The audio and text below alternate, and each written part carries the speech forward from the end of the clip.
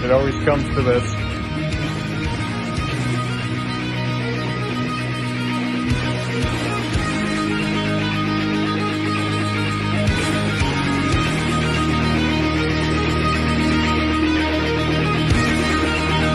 More nice.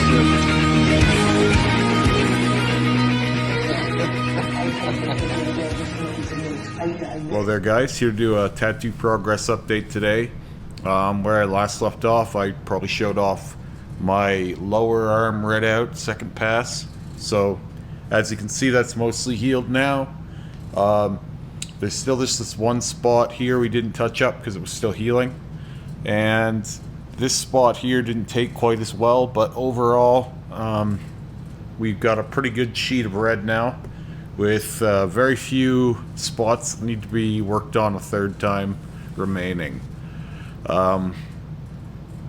Not a whole ton more to say. It was an easy heal. As I said, the second passes are always easier heals. So while it was actually a little more painful the second time, the heal was much easier because we had to work the area a lot less. And another update, these hadn't quite peeled yet. The new color and bolder outline on the chest. That's done now, so for the foreseeable future, this is the chest piece because we've started on the other sleeve, but I'll get into that in a minute. I hadn't actually asked Rick what he lined these with the day of, so I asked him just yesterday.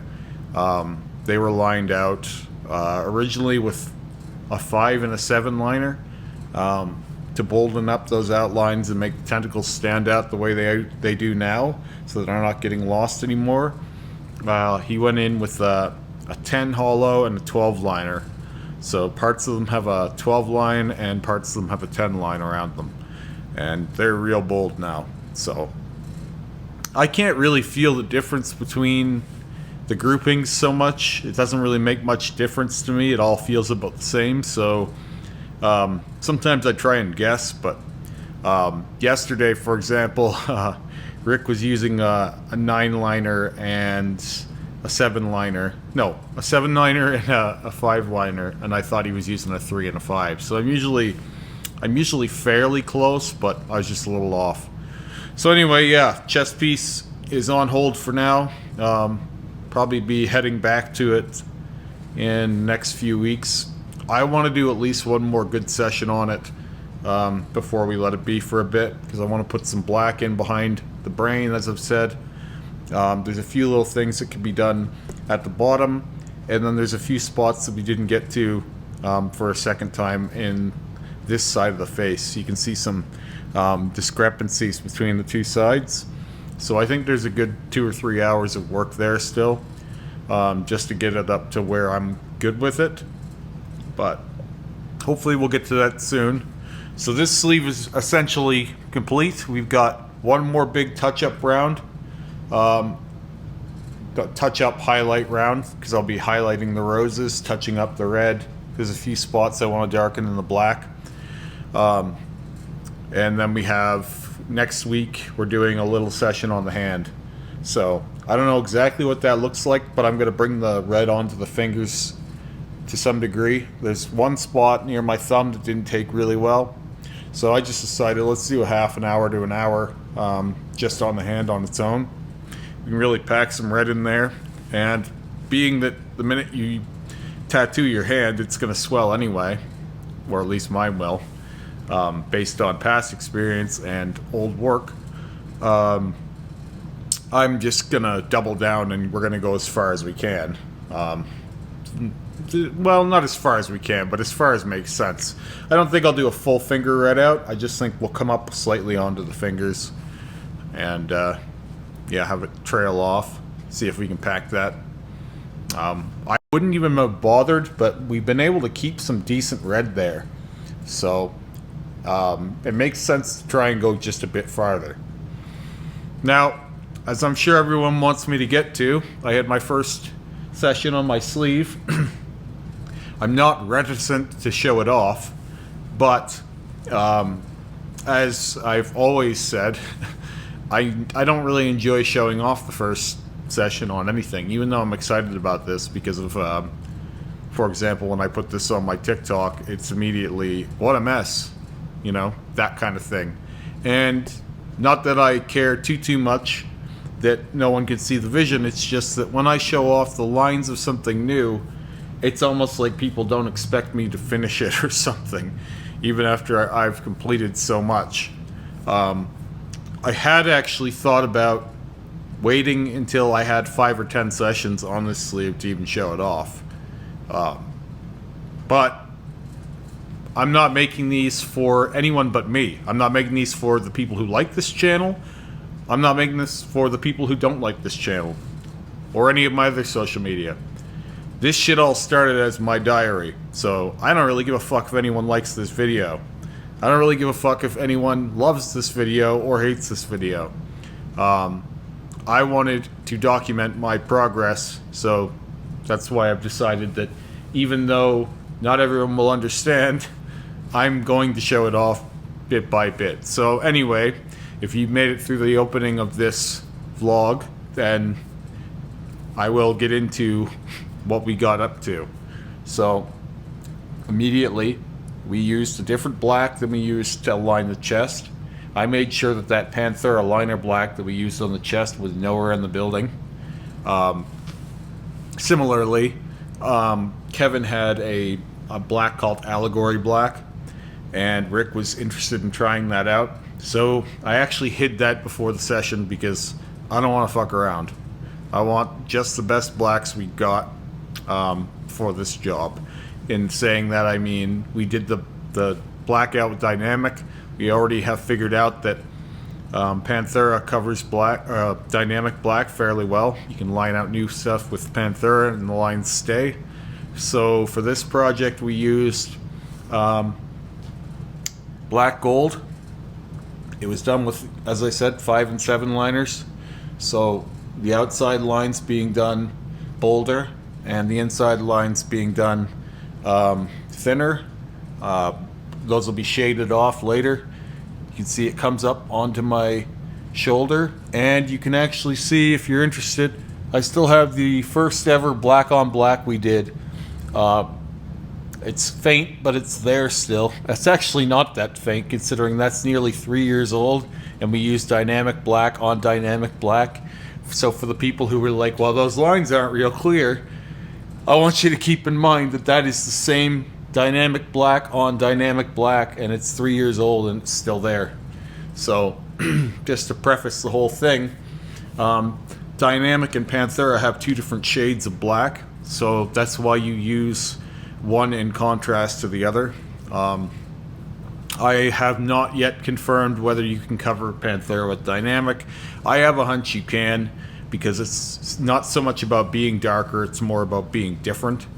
I think of the 2 different blacks, dynamic and Panthera, more like the difference between orange and red. So anyway, I guess I'll get into this. We did probably about 2 hours of lining. There's a lot of lines in there. It's deceptively full of lines. It was easy, obviously, but my arm felt bruised this morning.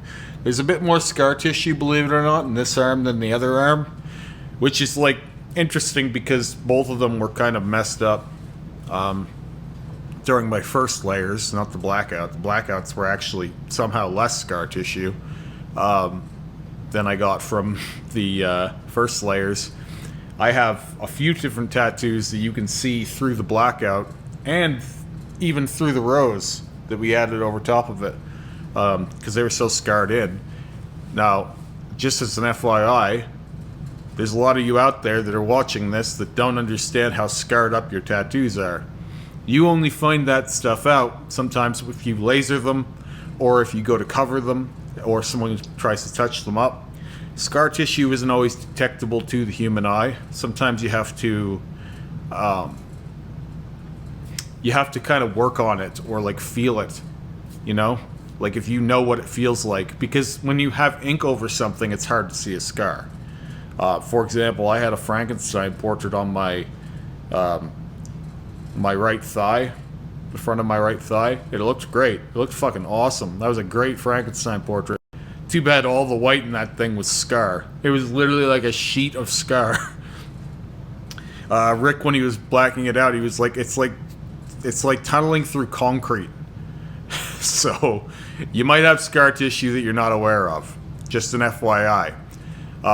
That being said, not all tattoos cause scar tissue, but poorly done tattoos will. You can work on something 10 times efficiently and not scar it up, or 1 time poorly and scar it the fuck up. That's why a lot of people keep asking me how I can keep doing new layers over top of my work. I must be all scar tissue. No, actually, I have very little scar tissue, and the only scar tissue I took was from the original layers and the two different infections that I've had. I was oftentimes early on working with artists that didn't know their craft very well. Sometimes artists that were in over their head, or people that didn't know exactly where or how much to work the skin. I famously had one incident on my, I guess it was actually the other forearm, where I had an artist actually screaming at my skin because he could not saturate color. He was screaming at my skin, "Get in that skin!" repeatedly. I felt worse for him than me. He had 6.5 hours on my inner wrist here. For some reason, though, even though that happened, my inner wrist takes better than my outer wrist. So, just goes to show you that scar tissue isn't always obvious. So, if you think, oh, well, I got a really nice tattoo, that's not always what matters. I've had some really nice work that was super scarred. I had someone point out the fact that I had a really cool Spawn tattoo on my inner left bicep the other day. And yeah, it looked really cool, but you can still see Spawn's face in the right light, even though it's been blacked out 6 or 7 times. I can see him right now. I can see the eye, I can see the outline of his face. That's all scarring. So, you may have some scar tissue in your tattoos, even if you like them. So, I'll get back into this a little bit. I don't know if anyone will be able to tell what this is without seeing the reference, and that's why I'll put it up here. And even then, I'm not sure anyone will be able to see what it is. A lot of people had a hard time understanding what the chest was at first, too. Now, the left arm, this sleeve will be a little bit more recognizable imagery than the chest is. This was sort of something from our imagination, or a creature of my creation to some degree. Obviously, Rick put his spin on it. The left arm, however, is a bit more of a, let's say it's a bit more complicated. This is going to be the whole sleeve. This isn't just one piece. It's just Rick has a bit of a short fuse on him, and also it took him about 3 hours to get this all together that day. It was drawn up the morning and stenciled out, and we had to change the placement a few times and the size and all kinds of things. So layout days are always long. We've got 2 or 3 more layout days coming up here, and then we'll start filling things in. But I'm going to talk more about what it's going to be in the next video, so stay tuned.